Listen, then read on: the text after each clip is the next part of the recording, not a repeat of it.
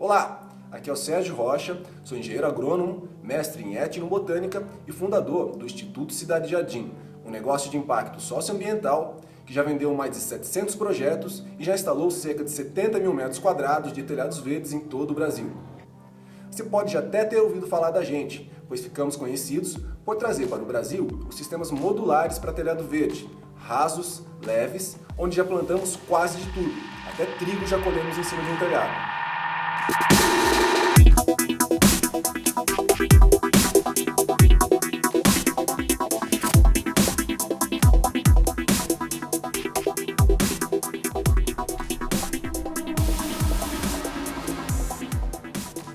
Por causa disso, trabalhamos com os melhores arquitetos, paisagistas, construtoras, colaborando em obras incríveis, como as que você pode visitar no Village Mall ou no metrô Jardim Oceânico no Rio, ou ainda no Sesc em Jundiaí, aqui no interior de São Paulo. Meu trabalho é desenvolver produtos e estratégias de cultivo para que as pessoas tenham a melhor experiência possível com os telhados verdes e, com a simples mudança dos seus telhados, passem a contribuir com a qualidade de vida da cidade e do planeta ao longo de suas vidas. Nesta primeira semana dos Telhados Verdes, que é a série inaugural da nova turma do curso Introdução aos Telhados Verdes que eu desenvolvi, eu vou falar sobre como a capacidade de fazer boas escolhas pode mudar drasticamente o custo, resultado e desempenho do seu telhado verde, da mesma forma que eu fiz nos últimos anos aqui na minha empresa. Estamos falando de princípios e técnicas que ensino no curso e que me levaram a construir uma empresa totalmente alinhada com minha missão pessoal, que é de trabalhar ao mesmo tempo que causa um impacto positivo no planeta, o que me faz muito mais feliz e realizado. Aqui, durante esta semana, eu vou ensinar para vocês os primeiros passos de como aplicar as mesmas estratégias em seus projetos, sejam eles com seus próprios negócios ou na sua própria casa. Antes de começar, eu, que muitas vezes já fui e continuo sendo chamado de louco, quero contar que enquanto estava trabalhando nos preparativos dessa semana, recebi a notícia que fui um dos vencedores do programa Cidades Sustentáveis, Cidades Inteligentes da FAPESP-FINEP, para o desenvolvimento de uma nova tecnologia para telhados verdes. É o reconhecimento de que tomamos as decisões certas e estamos no caminho. Estou falando isso porque esse prêmio confirma a força dos telhados verdes, tão desconhecidos no Brasil e com um potencial gigantesco, tanto para o desenvolvimento econômico, como também para curar as feridas da urbanização. E eu, que há 10 anos atrás nunca havia entrado num canteiro de obras, vou contar um pouco para vocês como cheguei até aqui.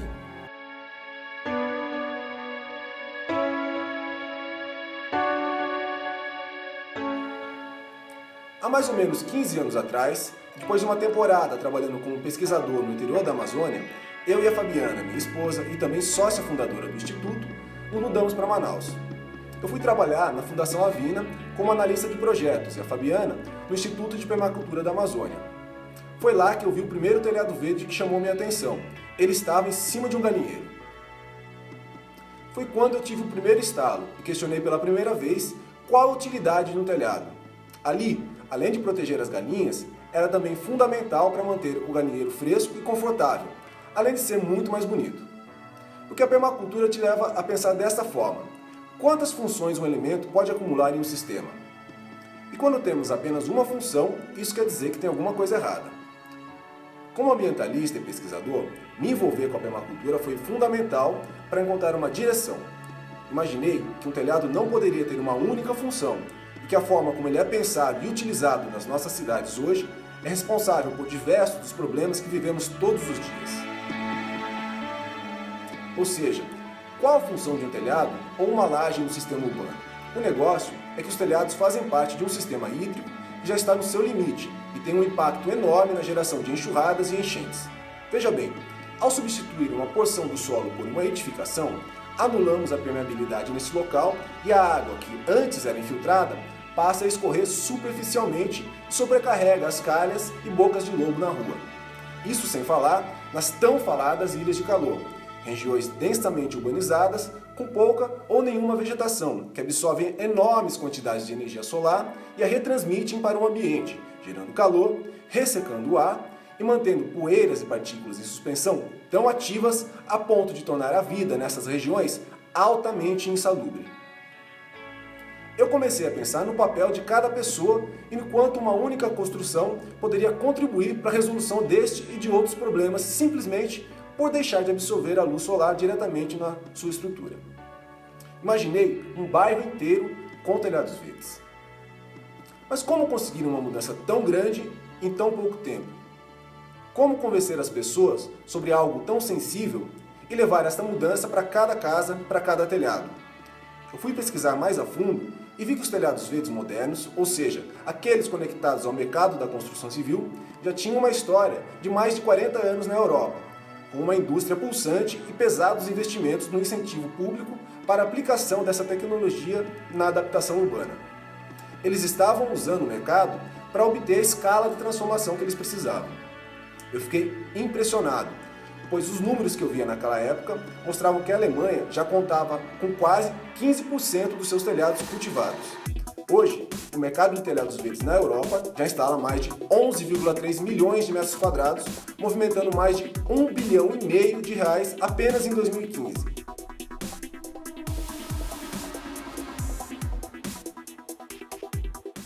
Isso mexeu comigo. Parece loucura, mas nesse mesmo dia falei para a Fabiana, eu vou pedir demissão do meu emprego e vou montar uma empresa para fazer telhados verdes. No primeiro momento ela resistiu à ideia. A gente tinha um ótimo emprego, um ótimo padrão de vida e a gente estava mergulhado num ambiente de transformação e otimismo. Será que valeria a pena deixar tudo isso para trás em troca de um mercado que a gente nem tinha certeza se existia? Foi quando a gente decidiu empreender.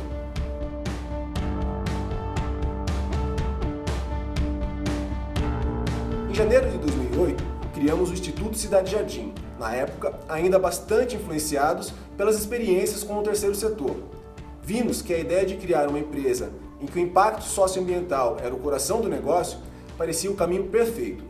Nesta época, mais do que falar sobre os telhados verdes, vimos que era preciso fazer, era preciso mostrar que os telhados verdes eram seguros, que eram um negócio viável. Continuamos estudando o que havia de mais moderno nas tecnologias em domínio público na Europa, Estados Unidos e Japão.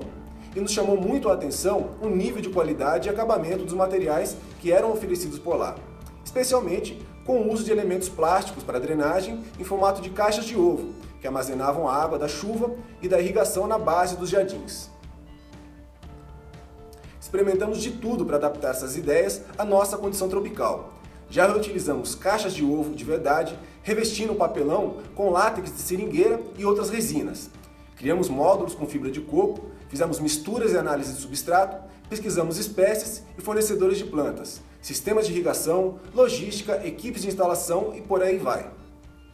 Numa dessas conversas de final de semana, um amigo do meu pai, que estava acabando de construir uma casa, se interessou pela ideia e perguntou se ainda dava tempo para colocar o telhado verde na casa dele. A preço de custo, é claro. A laje já estava pronta e ele ainda nem tinha comprado o madeiramento e as telhas. Conversamos com o arquiteto, levantamos os custos e apresentamos as referências que a gente tinha na época. Finalmente, tínhamos o nosso primeiro projeto, era o que a gente precisava.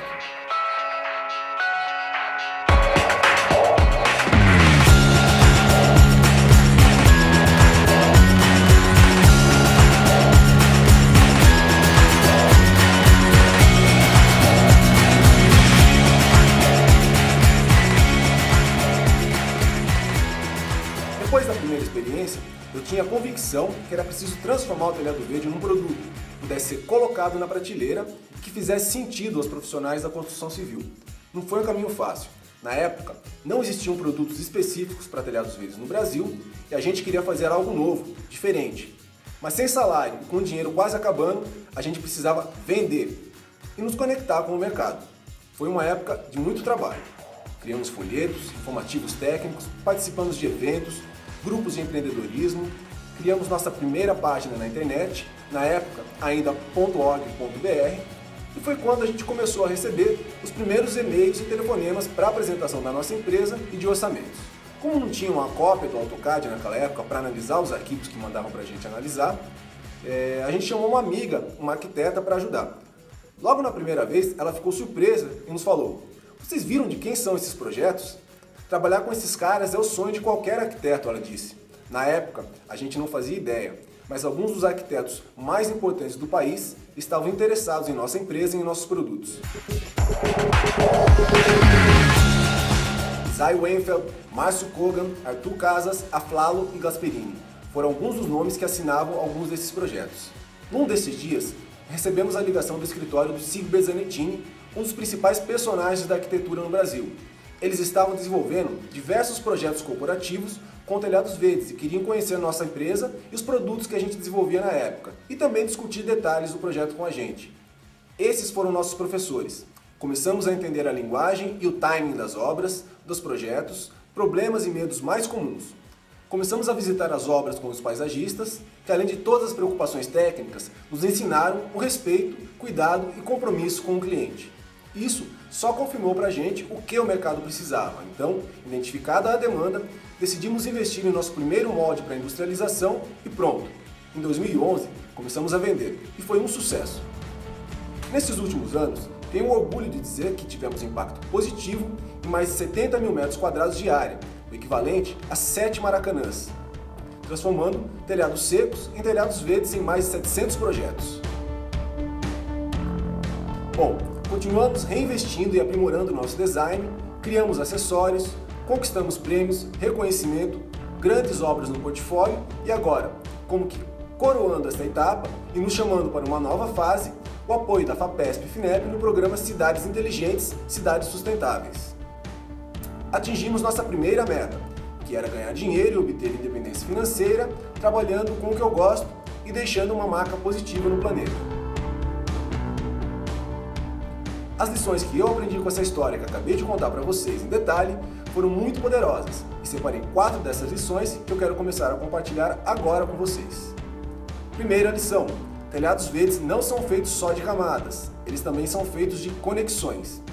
Conexões internas, ou seja, o fluxo de energia, água, nutrientes e vida entre as camadas, e conexões externas, que envolvem a drenagem de água excedente da chuva, irrigação, energia, conexões com a estrutura de apoio, conexões com a atmosfera, com o regime de chuvas e com a biodiversidade local.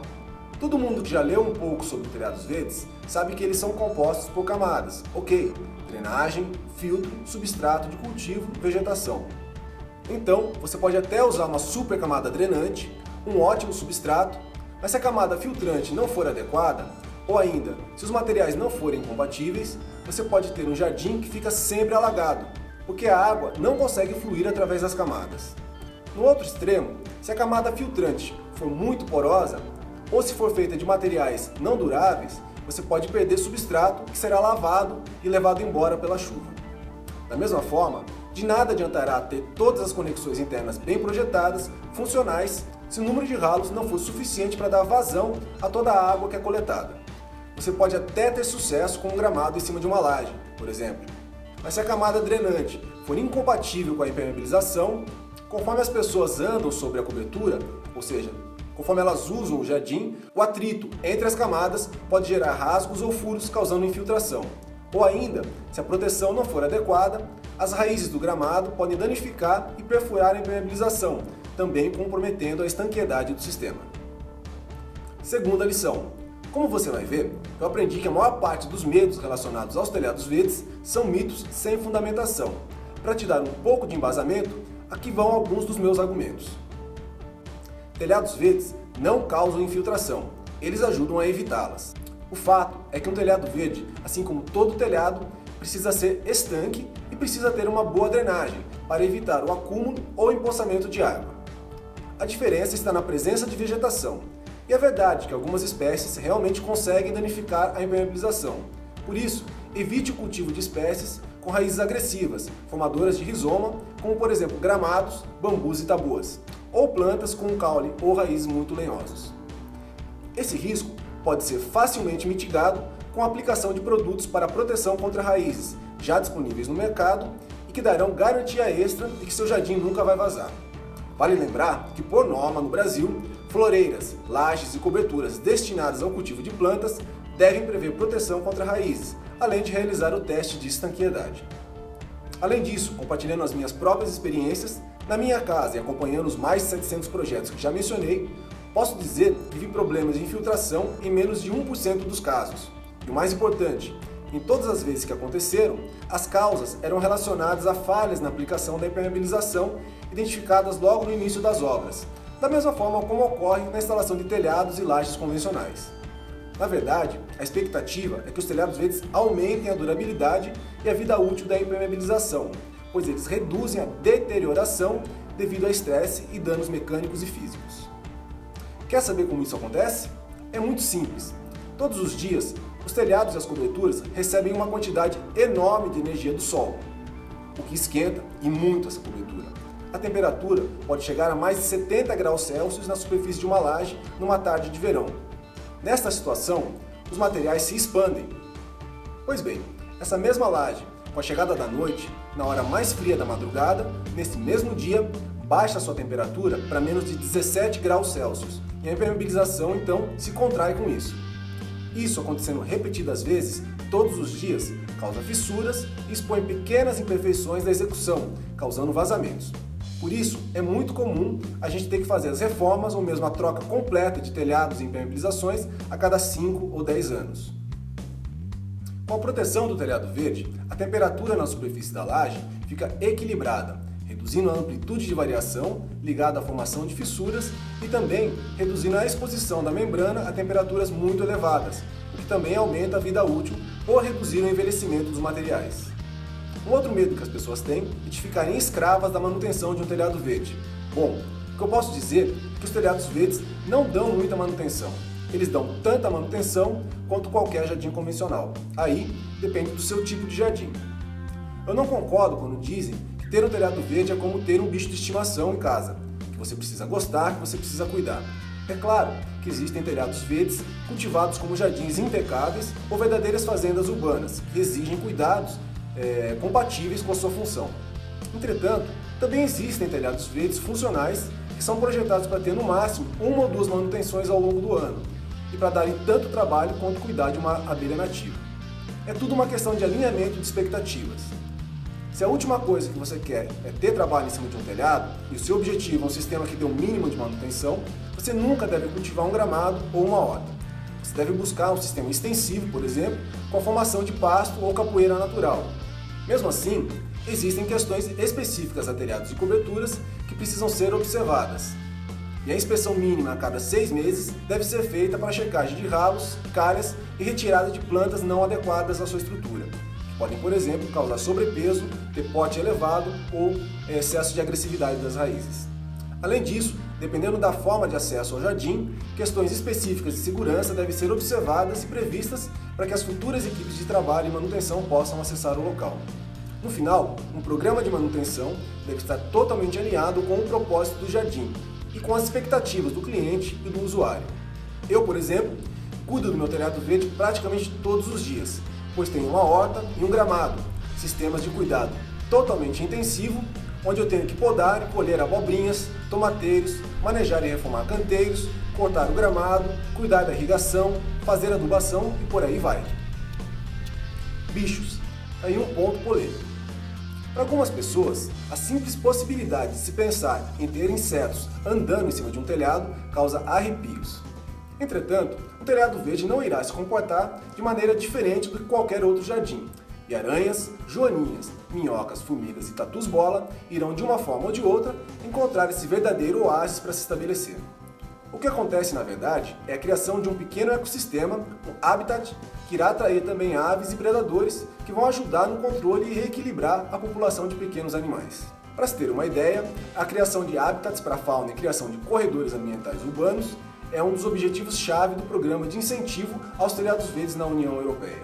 Pode até parecer sem sentido no primeiro momento, mas se você mora numa cidade grande, basta um olhar mais atento para você entender. Quando eu morava no bairro de Pinheiros, em São Paulo, a coisa mais comum era observar uma quantidade absurda de ratos e ratazanas passeando pelos telhados do bairro à noite. Isso porque não há predadores para prestar os chamados serviços ambientais. Terceira lição: telhados verdes podem ser populares, mas também podem ser ousados. Realmente, telhados verdes podem parecer um paradoxo, mas como a própria arquitetura, ele já foi utilizado tanto para agradar princesas, saudosas das montanhas da sua terra natal, como também para proteger do frio colonos desdentados durante a colonização do Velho Oeste norte-americano. Não acredita? Pois é, também achei incrível e por isso preparamos para você o e-book Telhados Verdes da pré-história à colonização do Velho Oeste americano, onde mostro uma sequência de relatos históricos que mostram a diversidade de experiências que nossos ancestrais tiveram com essa tecnologia. Se você não baixou ainda, faça o download agora. É só clicar no botão logo abaixo desse vídeo, é gratuito. Assim, da mesma forma que é possível construir um edifício ultramoderno e inspirador, também é possível construir uma cabana singela ou uma casa popular e todas, se seguirem princípios e técnicas inteligentes e utilizarem materiais adequados, serão espaços duráveis e agradáveis para a vida humana e, por que não, adequados para a vida no planeta. Quarta lição. Finalmente, navegando por esse mercado, logo aprendemos que não basta ter um bom produto, é preciso também estar atento à preparação da obra. Falaremos mais em detalhes sobre esse assunto na próxima aula, quando também disponibilizaremos um novo e-book que vai te ajudar com essa etapa tão importante. Nesta Semana dos Telhados Verdes, quero contar um pouco sobre a evolução dessa história, que tem muito a ver com as escolhas que eu vou ensinar você a fazer para dominar essa técnica e ter sucesso em qualquer tipo de telhado verde. Depois que conseguimos nos estabelecer como empresa, entendemos que nossa meta como negócio de impacto deveria ser muito mais ousada. E começamos então a nos questionar: mas e as cidades? Se pensarmos no objetivo maior, que é a criação de grandes áreas contínuas de telhados verdes para a transformação do clima, avançamos muito pouco, quase nada. Se olharmos o que deu certo na Europa, por exemplo, veremos que parte importante desse movimento foi a criação de uma indústria de telhados verdes, que conta hoje com mais de 350 empresas dedicadas à fabricação de materiais, insumos, instalação e manutenção de telhados verdes, movimentando apenas em 2015 382 milhões de euros, cerca de 1,5 bilhão de reais. Vi que tinha acesso a muita informação, conhecia em detalhes o mercado, pesquisava muito, e ainda pesquiso, fazia testes para saber o que funcionava e o que não funcionava, mas seria incapaz de fazer toda essa mudança que eu vi que era possível sozinho. Eu sabia que um único produto, uma única empresa, não ia conseguir nunca atender todos os tipos de demanda que existem no mercado. Clientes corporativos, grandes fábricas, residências de alto padrão, casas populares, garagens e até casinhas de cachorro e passarinho. Tem telhado verde para todo mundo, para todos os bolsos e para a gente, qualquer telhado é importante. Então, comecei a pensar em como ajudar outras pessoas que também tinham o mesmo desejo que nós de trabalhar com os telhados verdes. Já era hora de abrir as nossas experiências e mostrar que os telhados verdes eram viáveis não só como elemento arquitetônico e tecnologia de impacto, mas também como um negócio de sucesso. Comecei a treinar parceiros, dar cursos e palestras presenciais, sem grande resultado, pois ainda não tinha decidido sistematizar e abrir toda a base de conhecimento e experiência que eu tinha adquirido. Eu estava muito focado ainda no meu produto, na minha empresa. Então, mais ou menos na metade de 2016, já influenciado e impressionado com a comodidade e o alcance das mídias sociais, comecei a escrever e organizar o conteúdo que eu já ensinava nos eventos presenciais e aplicava nos nossos projetos, gravando esses conteúdos em vídeo e finalmente decidindo entrar no mundo digital. Essa é a nossa aposta: levar informações relevantes e conteúdos que ajudem outras pessoas a aprender a fazer telhados verdes sem medo, com diferentes tipos de materiais e técnicas, e aprender o que está por trás de um produto ou de um sistema bem sucedido. Eu estou fazendo isso porque se trata de uma questão coletiva e, por isso, convidamos a todos a apoiar a instalação de telhados verdes em regiões-chave da sua cidade. Precisamos de telhados verdes aplicados em escala em todas as áreas de topo de morro e calhas de rio, assim como sobre os big roofs dos centros de distribuição, shopping centers e fábricas. Porque um único telhado verde será bom para o proprietário do imóvel, mas o contínuo de telhados verdes tem o potencial para mudar radicalmente um bairro ou uma região inteira e, por que não, a cidade toda. Hoje, meu objetivo com o conteúdo que está organizado para vocês de maneira simples e acessível nesta Semana dos Telhados Verdes e em nosso curso Introdução é nada menos do que revolucionar o clima das cidades. Conheci cidades de diferentes regiões do planeta, com diferentes níveis de desenvolvimento social e econômico, mas que tiveram a ousadia de desenvolver inteligência ambiental. Essas cidades resolveram suas enchentes, limparam seus rios, transformaram espaços abandonados em fazendas e jardins públicos que valorizam o espaço urbano. Mas elas são minoria, e é isso que eu quero mudar. Na verdade, já estamos mudando, desde a primeira turma do curso Introdução, como mostram os depoimentos dos alunos que você pode conferir aqui nessa página. Você pode até estar se questionando: Sérgio, Meu caso é diferente. Não tenho como mudar meu trabalho, não posso aplicar no meu trabalho. Eu não tenho renda suficiente, não tenho conhecimento, não tenho tempo, não tenho como acessar esse mercado. Esqueça tudo isso. Rubem Alves já dizia, plantar um jardim é fácil, basta que uma pessoa queira. Mas para plantar uma cidade-jardim, é preciso que um povo todo esteja unido pelo mesmo sonho. Como você pode ver, inteligência ambiental é um processo de transformação que beneficia todo mundo. A mesma orientação que eu dou para os meus clientes, em minhas palestras para estudantes universitários e associações de engenheiros, vale também para empreendedores, autônomos, ativistas, legisladores, pesquisadores e por aí vai. As mudanças que eu proponho são de melhor aproveitamento do espaço existente. São mudanças que causam efeitos positivos, mas que exigem que você saia da sua zona de conforto. E apesar do clima estar esquentando, isso é uma coisa que nem todo mundo está disposto a fazer. Assim como nem toda cidade está disposta a ser uma cidade-jardim.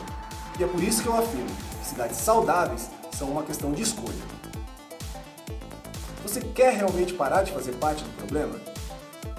Ou você acha que apenas fechando a torneira na hora de escovar os dentes vai ser suficiente? Ou então, você acha que alguns vasos na sua varanda resolvem alguma coisa? Ou então, acha que as poucas e mal cuidadas árvores em nossas calçadas irão nos salvar? Elas é que precisam ser salvas, cuidadas, multiplicadas. Mas ainda assim, será que temos praças suficientes? Será que temos espaço para plantar tanta árvore assim dentro da cidade? É óbvio que não. Medidas compensatórias para plantio de árvore nas periferias, ou recomposição das matas ciliares em reservatório ou regiões distantes dos centros urbanos são medidas importantes, e nenhuma árvore a menos deve ser plantada. Mas essas medidas terão pouco ou nenhum impacto na qualidade ambiental dentro de uma ilha de calor, no centro de uma cidade ou num bairro urbano, por exemplo. É o caso do Brás, em São Paulo, uma das áreas mais impermeabilizadas da cidade, com incríveis 84,3% de impermeabilização do seu solo. Surpreso? Eu não. Para mim, é muito claro que temos muito mais lajes e telhados do que solo disponível para cultivo dentro das cidades. Bill Mollison já dizia, cada espaço da terra deve ser coberto e protegido com vegetação. Então, é claro que temos que cultivar nossas praças e terrenos baldios, mas eles são uma parte pequena do espaço que temos para trabalhar e, inevitavelmente, teremos que encarar as lajes e telhados sobre as nossas cabeças. Até quando vamos fazer as mesmas escolhas, construindo casas e edificações que são a própria raiz de alguns dos principais problemas que enfrentamos todos os dias? Essas escolhas precisam ser diferentes do padrão conhecido. Você já ouviu falar ou leu sobre telhados verdes, ou está bem interessado no assunto, caso contrário, não teria chegado até aqui nesta Semana dos Telhados Verdes. Hoje, eles estão presentes nos mais variados blogs, revistas, sites, jornais e programas de televisão. Mas por mais que estejam na moda, a prática do tema ainda não é a realidade. Entender o assunto superficialmente é uma coisa, colocar em prática é outra totalmente diferente. E é isso que eu quero ajudar a você fazer nesta nova fase do Instituto. O convite que eu te faço é para que você me acompanhe nesta semana, onde eu mostrarei os primeiros passos para preparar o seu projeto e, com as técnicas corretas, executar e concluí-lo melhor e mais rápido do que você espera. Para começar, você precisa ter um checklist que mostre para você qual a situação da sua obra ou projeto, para que possamos juntos avaliar todos os pontos de atenção. Se você ainda não tem um checklist, recomendo que baixe o arquivo que eu deixei para download aqui nesta página, logo abaixo desse vídeo. É uma lista bem simples que vai te ajudar a ter um mapa da situação da obra antes de fechar negócio ou mesmo antes de começar a instalação. Falaremos mais em detalhes sobre esse checklist em nossa segunda aula desta semana, onde você também vai ter acesso a um novo e-book que preparamos para você. Preencha cuidadosamente o documento, porque a hora de garantir o futuro do seu projeto de telhado verde, para que ele seja um sucesso, é agora. Se você gostou do conteúdo desta primeira aula e acha que ela pode ser útil para outras pessoas, compartilhe a página da Semana dos Telhados Verdes. Marque também nos comentários aqui embaixo seu companheiro, amigo ou mesmo algum colega de trabalho que você acredita que possa se beneficiar desse conteúdo. O conhecimento transforma e gera revoluções. E hoje começa uma evolução na sua forma de ver a cidade. Inteligência ambiental é uma questão de escolha. Um grande abraço e até a segunda aula da nossa semana.